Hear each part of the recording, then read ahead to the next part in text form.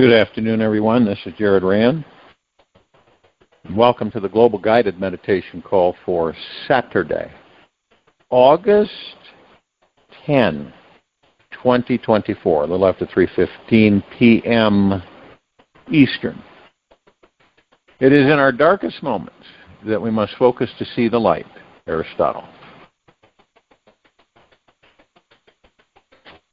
Your sacred space is where you can find yourself over and over and over again.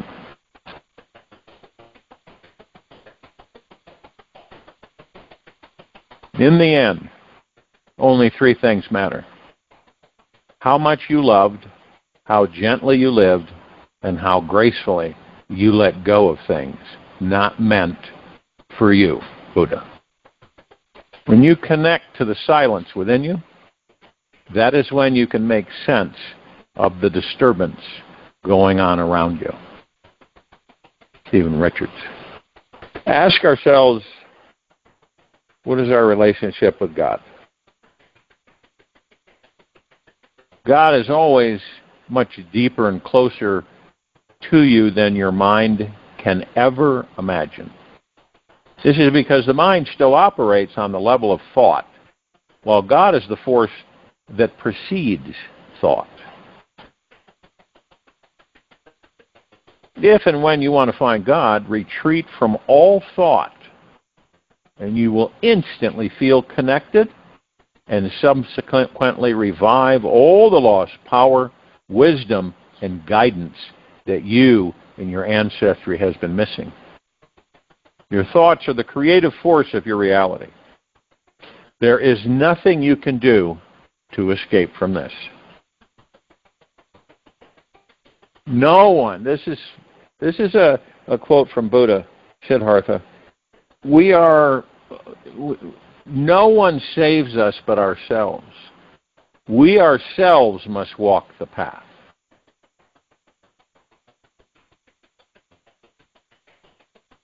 Some people say, yeah, I want to know God, and I emphasize this isn't religion.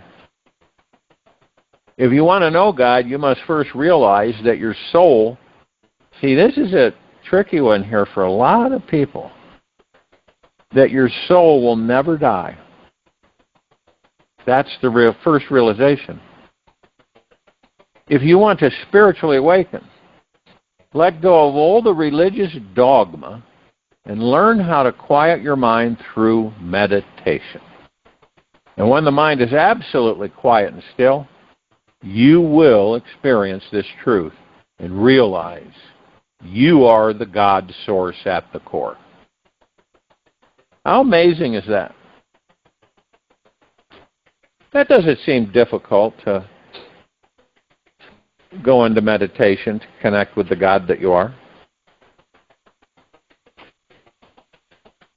We are always loved by this God force, just as we are. God is pure, deep, and eternal love. There is no possible way for any of us to be unloved and unaccepted by it. Everything that brings you fear, anxiety, and stress is forgetting the existence of God and is pure delusion. Embrace devotion instead of discipline, and you'll cultivate a godlike compassion instead of needing forceful boundaries. When you do this, you feel and are naturally closer with God. Your purpose, all of our purpose in this life, is to simply love and let go of everything that is not love. Practice being kind, compassionate, patient, and forgiving towards yourself. And then let this energy flow out onto everyone. Make love the center of your life and reject all fear-based stress of this world. Devote yourself to the peaceful center of God that abides at your core. You've heard me make this quote many times in A Course in Miracles. Nothing can be threatened. Nothing unreal exists. Nothing real can be threatened. Nothing unreal exists. Herein lies the peace of God. After this spiritual awakening that we're all experiencing, you begin to understand your confusion leaves you. And many of us, it doesn't matter how many times we've failed and forgotten the power within us. It's effortless. It's an effortless way to freedom. And that's what we do on these meditations. We're learning to quiet the mind and the ego. And we're learning that the only way we can do that is through meditation. See, when we're in the now, really in the now, as you've heard me say several times, that the ego mind doesn't reside there at all. Won't even step in there. We all have this endless mind chatter. Tens of thousands of thoughts bombarding us 24/7. We also have, all these other people's thoughts. Then we have our worries, stress, fears, anxieties, all together going on. Now, logically, you say, well, I don't really care to be in this. I don't mind watching it or looking at it, but I don't care to be in it. So you go into a relaxed state where you're in a space that you're not going to be interrupted. And if you're going to be interrupted, noise or whatever, put some earplugs in. Put an eye mask on. Right? You're in total darkness. And then you get whatever comfortable position for you, and then you begin to relax into the body. Your shoulders drop. You can start to feel your body relax. And you keep easing into the body. While you're doing this, you're focused on your breath, rising and falling. Rising and falling, rising and falling. And this puts you in the now. You're still as a statue. You're in a comfortable position. You're relaxing into the body. And there's total silence. And in the total silence, you find peace. You also begin to understand that's where the God is. Not in all this ruckus and all this stuff, and it's like a big field of heavy, muddy, mucky stuff that we trudge through. But in the space that we go in with these meditations, it's all gone, because it's all an illusion. This affords us the opportunity to watch the ego mind and to see how it operates. We're not judging it. It's just like you're watching something, watching a bird fly around or whatever. You're not intervening or judging. You might be curious. You might ask yourself some questions. Wonder how far that bird can fly without resting. Those types of things. How much water does it need? But you're watching, and when you watch, you know this. When you watch things, you learn. We all do. It's just when we watch them. Sometimes we may watch them over and over again and learn different things every time. It's just like when you read a book. Read the book, you finish the book. You say, I'm going to read that again. You read it again, and you pick up so many different things that you didn't the first time. And when then we begin to realize that when you fold into yesterday and tomorrow, because we all do that. We go in the now, and then we'll go yesterday, tomorrow, we'll go in the now. And things come in. Thoughts. Or you might be in a situation or something. Now, you can react like we all do. Or you know that, wait a minute, this is ego mind. And you begin to identify that. You're not, judging it or anything. You just know that it's ego mind. It's the type of reaction, the response, the energetic feel. You've been there before, so you can make a comparison. So you begin to, by watching, you're learning, and then the ego mind, you're learning about that ego mind. Now, most of us don't do that. Not at all.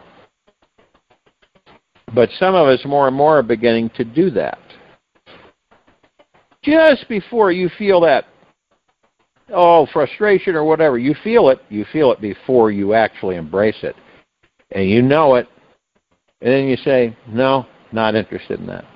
Not going to embrace that, and you let it just pass through you.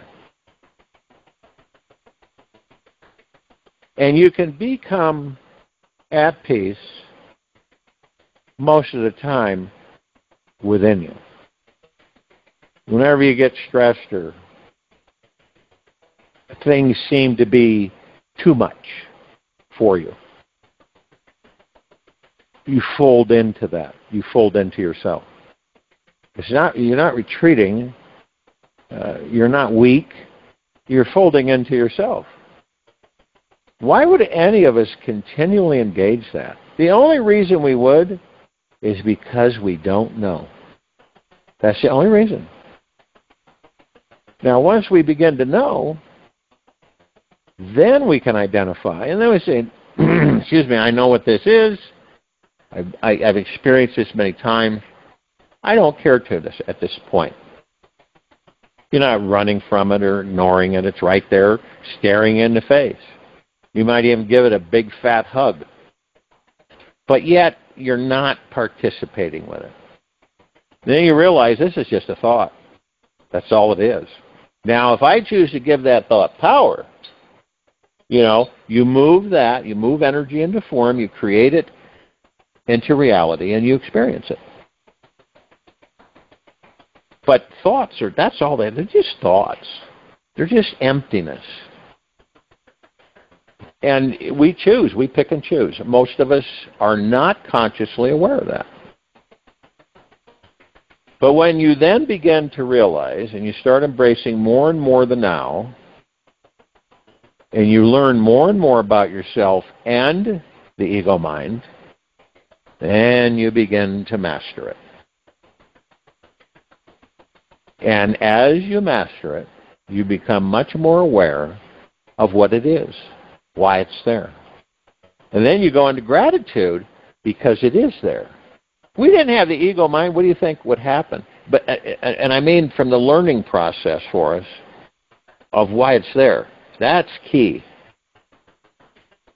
We make comparisons, right? Hot and cold, right or wrong in our perspectives. All of those things. We know the difference. We've learned it. Okay? It's just like this.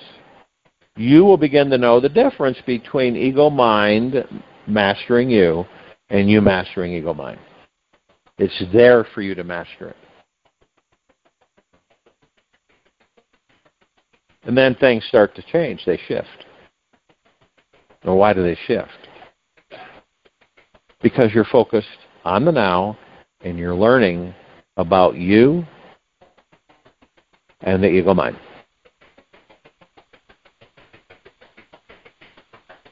And the more you do it, the more you begin to master it. I'm not saying that we don't slip and go into it and that type of thing. But by practicing, it becomes less and less and less. One time you hear me talk a lot about caves and gurus and stuff. Years ago, I went to because it was, it was described as real powerful and you could accelerate your awareness and this type of thing. This is three 3 men. They lived in a cave. Now, it wasn't like you would think, and wet and drippy and everything. It was actually quite nice. And they were high up on this mountain. So some of us, we decided to make the trek. And you're not being charged money or anything. You just got to climb a ways. So we went in there. We were greeted by them. Long beards and thin. I mean, really thin. But not emaciated. They didn't look ill or sickly.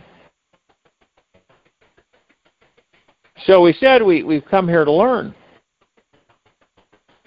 We didn't say from them. We just said we come here to learn. So I walked us in, and we were in there, and there was kind of a fire. It was real low, but the embers, there was plenty, and it was quite warm because it was a really cold day. So they all sat there in their positions and didn't say a word. And then they closed their eyes. So what did we do? We did the same thing. And we started to experience, we moved away from ourselves, if you know what I mean. We were way into heart-mindedness, way deep in there. And so we started experiencing, it was, started out as a murmur. Then it was coming from our hearts. And then it was clear. It was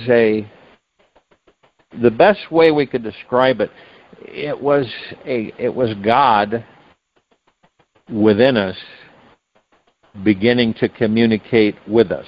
It was really wild. Now, it's different when you hear voices in the head. All right? That's right and left brain. But when a communication comes from the heart to you, it's a whole new experience.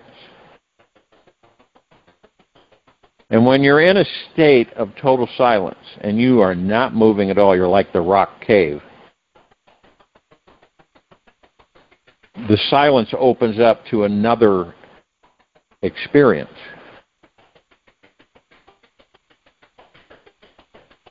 And so what did that voice say? All it said was, how are you feeling?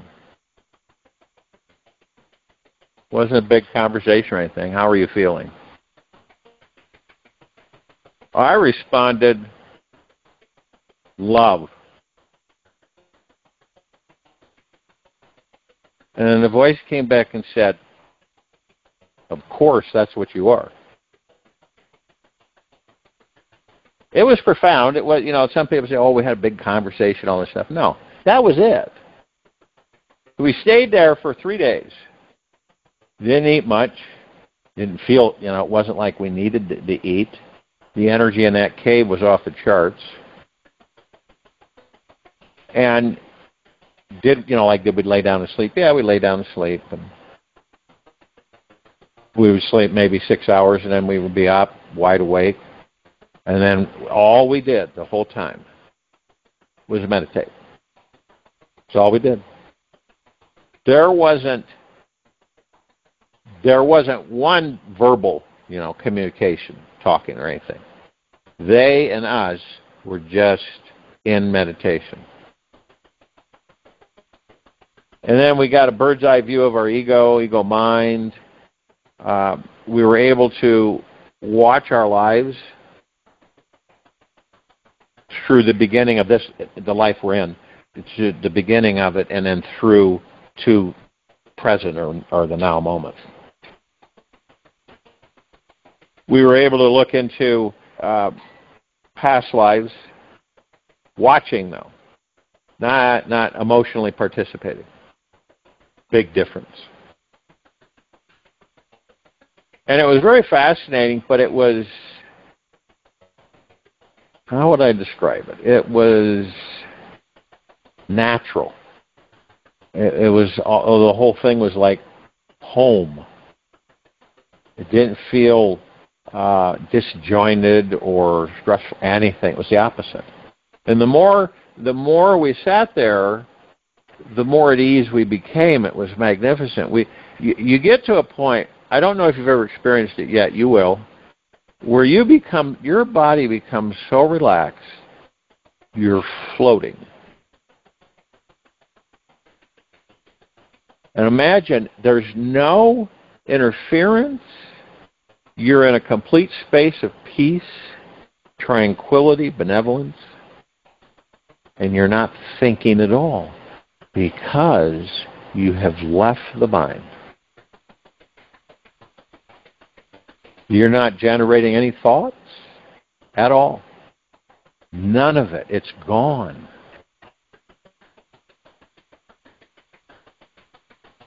And see, when you get an experience like that, it really assists you on continually staying deeper. Sometimes when I go to bed at night, and it's not usually early, I will be in meditation for like 3 hours. And then the body sleeps. I don't sleep. The body sleeps. Sometimes I'll sit next to the body and watch the breath. And all of us have this innate within us. Not just me, it's all of us. We're just at different places in our lives right now. All of us are in different places. Are we on the same highway? Yeah, we're on the same highway. It's like you would see so-and-so and so-and-so are 10 miles back, right? You're 10 miles ahead. This isn't a race, like I always say.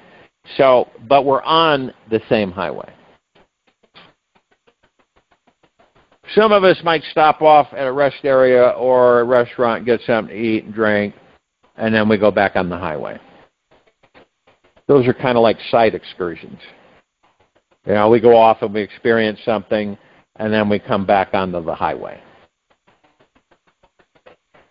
And we continue. Some of us are totally oblivious. Some of us are so steeped in the material physical world that we have really no understanding outside of that. Now, does that make some of us what? Lower, less powerful? No, not at all. See, we go through different stages of experience depending on what we manifest. And sometimes, isn't that great?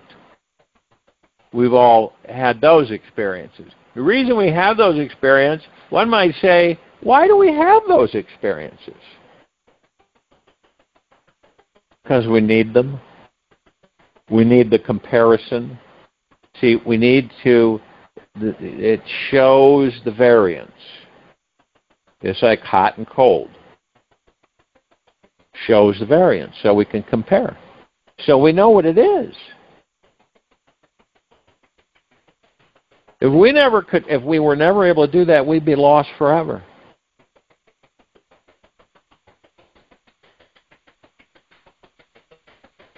You don't know in the beginning, and this might sound strange, you don't know if you start running if you're going to get tired. You don't know. Now, unless you're around people all the time that are running and you see them fatigued and tired and sweat, perspiring and all this stuff. But in a lot of cases, you don't know if you're going to be tired. And that sounds strange. Until you do it.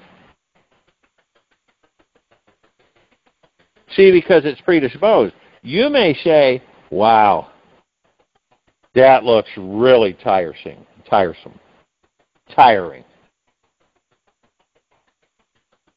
And then you do it, and you go, wow, this is really tiring. And this is why we experience these things. So we have the comparison. If you didn't have that, you'd be, okay, so you don't know that. You don't have a comparison. You don't have a comparison between hot and cold, love and hate, nothing. Anything like that. Where are you going to be? You'd be like a mud slug. That's exactly what you'd be. And see, this is by understanding this, comprehending this, through these lives that we lead, currently this one, we begin to understand, comprehend why this is, why it is. And so we manifest, you burn yourself, right? Now, you never knew that that was going to burn you, whatever it is, okay, the hot stove or anything. You didn't ever have any experience with it. So you put your hand there, and wow, it hurts. So you automatically know that's hot. Before you put your hand there, you didn't know it was hot. Then you put your hand there, and now you know what hot is. Same with cold. Now, I don't know if you guys have ever done this. There was a movie a long time ago, The Christmas Story. I'm sure a lot of us have seen it. You remember a little kid? They convinced, to have it stick his tongue on the flagpole. And it was so cold, the metal was so cold, that they had to call the fire department to get his tongue unstuck. We've all done things like that, right? Dare, ego mind, I dare you, and you go ahead and do it. But that's part of the manifestation of experiencing for us. You wouldn't in a million years know that if you put your tongue on that, it would stick. Just like the little boy did. He didn't know it was going to stick till he did it. And this is why we experience so many things in this life. We manifest so many things to experience. We're the manifestors. We're creating our experiences all the time. Now, that doesn't mean that we have like a monitor and we know exactly what we've manifested, what we're going to experience and everything. We don't know. You watch people bungee jump off of bridges, right? You sit there and go, oh, that looks fun. Not everybody would, but some people go, that looks fun. You're not going to know what that feeling is or what it's like until you bungee jump off that bridge and how you feel with that. Yeah, everybody else can do it too, but for you, everything is different for everybody. So you jump off that bridge and you bungee jump and you say, wow, this is wild, it feels great. And then others say, no, I'm not going to do that. No, because ego mind is so strong, it says, yeah, it could break or it could come undone and you'd have to leave the body or you'd be hurt bad. There's been a lot of research done through the years. What happens to people who take risks? Okay? What happens to them? They live longer. And believe it or not, they're happier. What happens to people that don't take risks? As these bodies age, we become less and less and less risk takers. We go in reverse. And as you get older is when you should probably take more risks. You have no idea how long you're going to have left in that body. Others of us become atrophied about taking risks because it isn't safe. It's an unknown. Ego mind tells you it's not safe. It's an unknown. You shouldn't do this. It's a risk. You have no idea what the outcome's going to be. When we take risks, we don't know, do we? But it's a proven fact. As we age, the more risks we take, the longer we live. Now, I'm not talking about stupid things where it's pretty apparent. You look at that and go, nah, that's not a good one. Others come in, it's intriguing, you go, I'm gonna give this a shot. Anything's possible. And, that ego mind would say, hey, what if it fails? What if you lose? What if it doesn't work out? That's ego mind. That's doubt. Flip side, heart mind is what? Go for it. It's an experience been presented to you. How do you know you didn't manifest it to come into your life? You did. So we're always training ourselves, testing ourselves, and the end culmination is one with the God you are. That's what all this is about. So all the outside stuff we create to experience and how we are on the inside is what's going to be outside.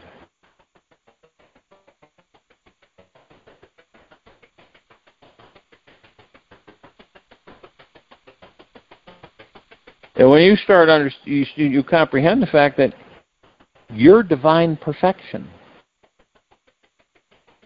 All of us are in these bodies. We're divine perfection.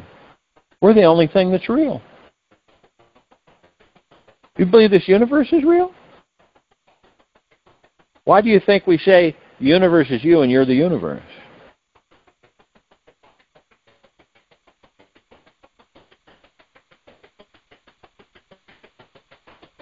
When you manifest, you know who you're talking with?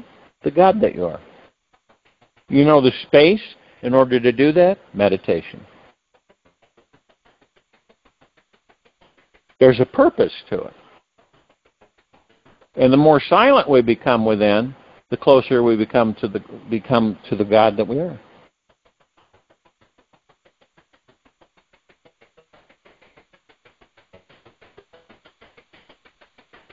And as you begin to embrace that more and more, you're watching things not being a part of them in a way, like the rat race. You were once shuffling along with all the others, not looking anywhere but straight ahead. In a hurry. Everybody in a hurry. You were right in there, packed in there. And then one day, you kind of woke up and you said, and then you started trying to talk with them around you. But they were straight ahead. There was no motion, and they were shuffling, moving, hurrying. Every once in a while, one would pop up trying to look way ahead to see where they were going. And no one knew where they were going. All they were doing is shuffling and hurrying and moving, all together. You ever seen that? You ever seen a bunch of just shuffling along, and they're in a hurry, and they're shuffling along? And then you say, I don't care to be here anymore. Not with this. You aren't judging. You're not judging it. So you step out, and everything slows down, big time. And then you look, and you see them, and it's like they're several times moving faster than when you were in it with them. And so you feel like a 600-pound gorilla has left you, has gotten off your back. And then you feel a freedom and openness.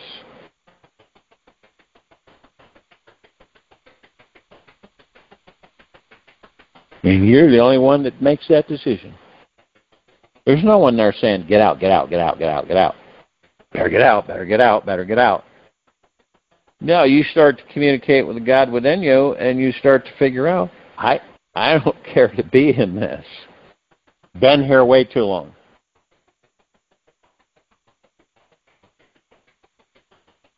And the kind of meditation we do, it moves you into ease. The only way you're going to relax is leaning into the body. And that's it. Focusing on the breath rising and falling, being in a really comfortable position, no external interferences. Still as a statue. Total silence. It is amazing. And then you become more and more in tune with the meditation.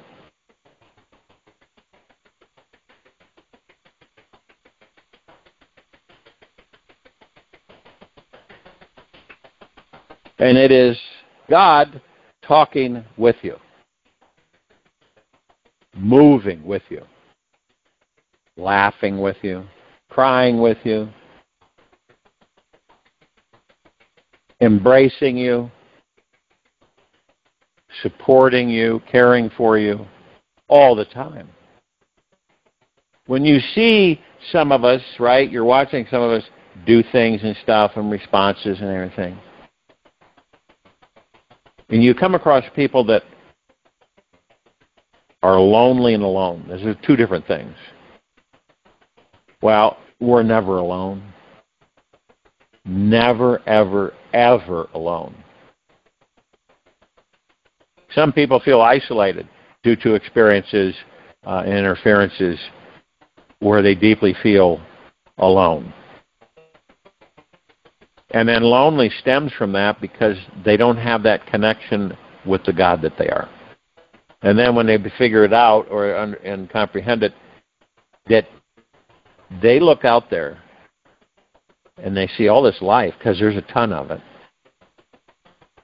unbeknownst to popular demand.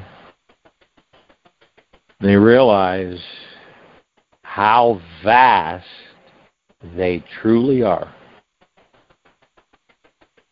Join you in meditation. I'll return to close us out.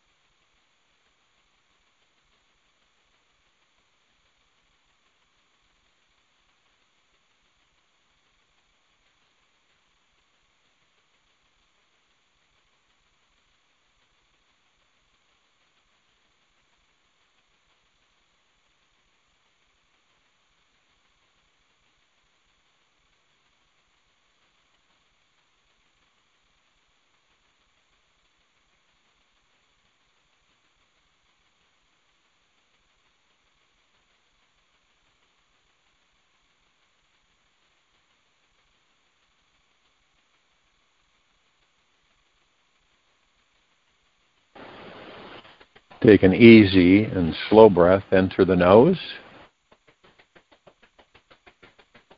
and an easy and slow breath out from the mouth.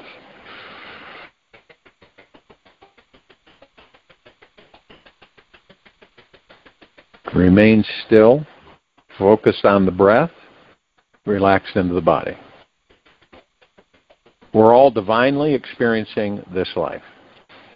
Every feeling, every thought and sensation that we have is a sacred opportunity to rediscover the divinity that's always here now inside of us. We simply need to dive directly into the center of the experiencer who's having each experience. It's very similar to how images are perfectly reflected off a clean mirror. Now, this experience is always pure, untainted by each experience, fully ready for the next life experience. Let go of your ego and simply be the experience who is free from every possible good and bad experience. You have the only tool you need to transcend all suffering right now. Take this with you for the rest of the day, into the evening and night, and the following morning. And we will return here Sunday, August 11, 2024, a little after 3:15 p.m. Eastern, to continue our global guided meditation call. Be gentle, kind, generous, and humble with yourself at all times. Be in the highest of the highest high, deepest of the deepest deepest, purest of the purest purest, eternal gratitude at all times, no matter what's going on around you nor within you. Open your heart and allow the magic to flow in.